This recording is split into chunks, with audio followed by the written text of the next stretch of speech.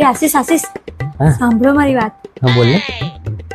આપણી સામે પેલો રવલો રહે છે ને, અને પેલી ઘરે ચકુડી. આ સામે વાળો રવલો? હા, અને તે? પેલી ચકુડી. હા. બેનું પાક્કું સેટિંગ છે.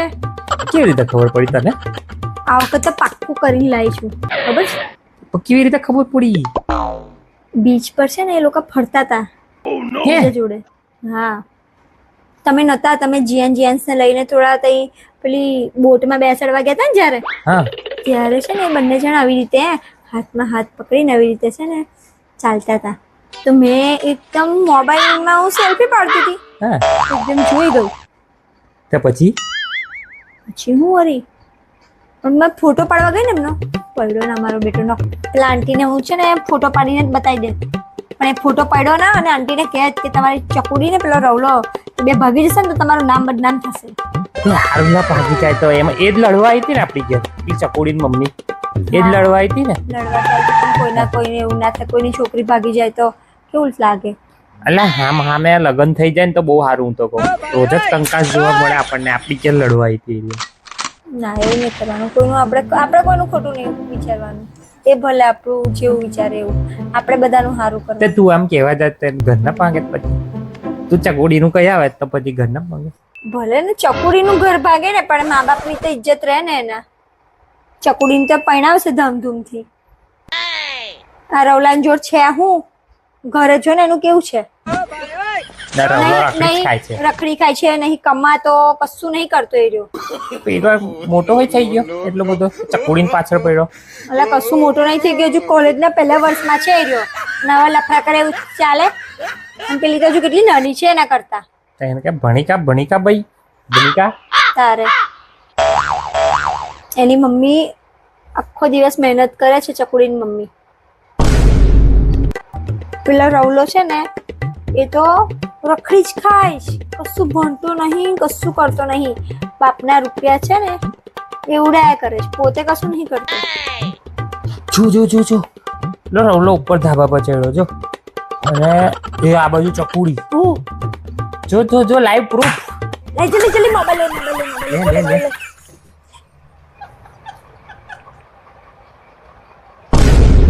બસ આ ફોટો હવે આપણે જઈને બતાવીશું, અને પછી જોઈશું કેવું થાય તો છે. લડવાર મોટી થશે હવે, ભલે લડવાર થતી જોવાની મજા આવશે હે ને. બહુ મજા આવશે. આપણા ઘરમાં લડવાર તો એ કરી ગઈ હતી, પણ આપણે લડવાર નહીં કરતા, ઉપરથી એની છોકરીનું ભલું કરીએ છીએ આપણે. પછી એ પેલો રવલાનો બાપો બહુ ડેન્જર છે, લડવાર મોટી જ થવાની છે, જોજે તું. આપણે શું, આપણું નામ થોડી આવશે. આપણે ધીરે, આપણે છે ને આપણા ફોનથી નહીં બતાવવાનું.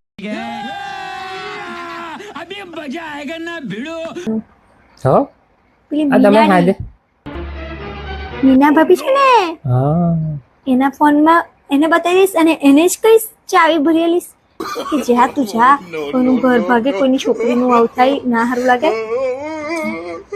મેં મીનાડીને વચ્ચે નાખીશું એટલે આપણું નામે ના આવે અને કશું નહીં. જો એના રવલાન બાપને ખબર પડે કે આપણે આવું બધું કર્યું છે તો આપણી જોડે જ ઝઘડવા આવે પાછું આપણી જોડે લડવા આવશે એવું ને. તું પેલે મીના ભાભી નામ લઈશ તું તો મીના ભાભી જોડે લડવા નહીં જાય. આપણે શું પણ ઝઘડે, ભલે ને એમ જોડે ઝઘડે, આપણે શું લેવા દેવાની છે. લેવા દેવા તો મારે જ છે સાહેબ. શું કહો છો? ના એવું કહું છું, લેવા દેવા નહીં, પણ આ ખોટું ના કહેવાય યાર. આવું આપણે બીજાને ઝંડે પહેરવી દઈએ તો શું નહીં વરી, એમાં હું શું ઝંડે ફેરવી દઈએ તો એટલે બીજાને લડવટ થઈ જાય ને. પણ યાર ભલે થતી ને આપણે આપણે જો આપણું કામે થઈ જાય, કોઈની છોકરી ભાગી જાય, એવો બચી જાય, મા બાપની ઇજ્જત બચી જાય, બધું સરસ થઈ જાય. અને ભલે ને પછી રવલાન બાપો મીનાડી જોડે ઝઘડતો, હવે મીનાડી ઝઘડાડું જ છે, અમે ઝઘડી લેશે, ફોડી લેશે બે જણા. આમાં છેલ્લે મરો તો મારી મીનાનો જ નહીં યાર. ચાલ છોડ. હા ચાલ જા દે, ચાલ છોડે બધી વાત. આપણે જવાનું છે હવે. ના તો નીકળવાનું ચાલ ગેટ, ચાલ જલ્દી ચપ્પલ પહેર. ચાલ છેલ્લે હરી ફરીને તો મારી મીના પર જ આવ્યા. ગમે તે વાત હોય છેલ્લે અંદર મીના તો આવે જ છે. અઘરો કેસ છે. હવે મીનાની લડવાટ થઈ જશે પેલા રવલાના બાપા જોડે. એટલા સારું મારું લફરું પાછું આ બીજું લફરું થશે. હવે મીનાને કઈ રીતે બચાવું મેં આમાંથી? કંઈક જુગાડ નીકાળવો પડશે.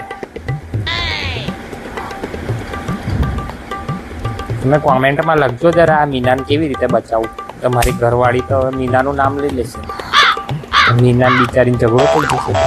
ને આપણે એવું ઈચ્છતા નહીં. તમને ખબર જ છે મીના ભાભી આપણા કેટલા ફેવરેટ છે. તો તમે જરા સોલ્યુશન આલો આનું. બરાબર છે? કોમેન્ટમાં લખી દેજો. હા ચાલ ને હવે ચપ્પલ તો પહેર, હું આવ્યો.